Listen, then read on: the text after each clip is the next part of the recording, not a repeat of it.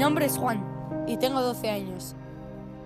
Todos los días me levanto a las 7 para llegar al colegio.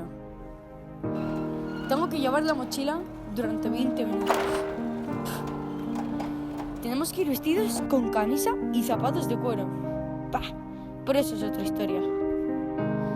La única razón por la que me gusta ir al colegio es para ver a Marina, la chica más guapa que he visto jamás. He estado mucho tiempo componiendo una canción. Hoy, a las 7, se la voy a tocar. Le diré que estoy enamorado de ella.